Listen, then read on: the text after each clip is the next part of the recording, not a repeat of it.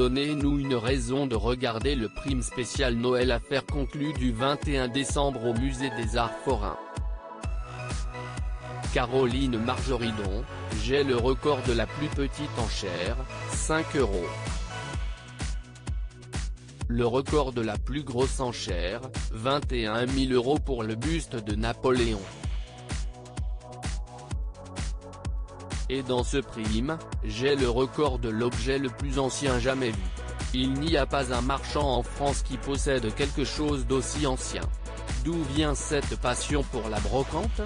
Déjà dans le ventre de ma mère antiquaire, je devais être en train de chiner je ne sais quoi.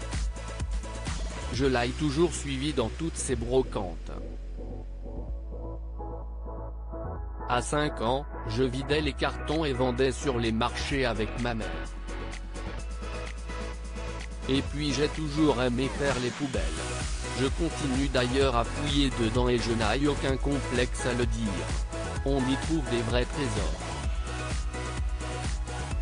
Vous êtes très spontané. N'est-ce pas difficile de devoir parfois jouer la comédie dans Affaires conclues ? Affaires conclues m'a appris à me contenir. Je suis sans filtre et je peux partir en vrille n'importe quand. Des potes qui me connaissent par cœur me mettaient en garde car avec mon caractère, je n'allais pas pouvoir suivre les codes de la télé. J'avoue que j'étais très réticente au début de participer à cette émission et puis j'y ai découvert une vraie famille. Avez-vous des nouvelles de Pierre-Jean Chalençon ? J'ai été tellement choqué par ses propos à mon égard que j'ai définitivement tiré un trait sur lui. Je l'ai bloqué sur mon téléphone mais je sais qu'il essaie de tout faire pour que l'on se revoie. Je ne lui veux pas de mal mais je ne veux plus le voir. Vous allez tenter une nouvelle expérience.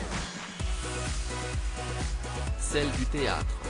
Si est une histoire complètement folle dans laquelle je m'engage mais je suis tellement heureuse de jouer cette pièce de théâtre. On ne peut pas tout partager écrite par une jeune comédienne très douée, Anne-Laure Estournel. Je ne connaissais pas du tout Jean-Pascal Lacoste ni Franck Villey mais ce sont devenus mes bébés à la première minute de notre rencontre.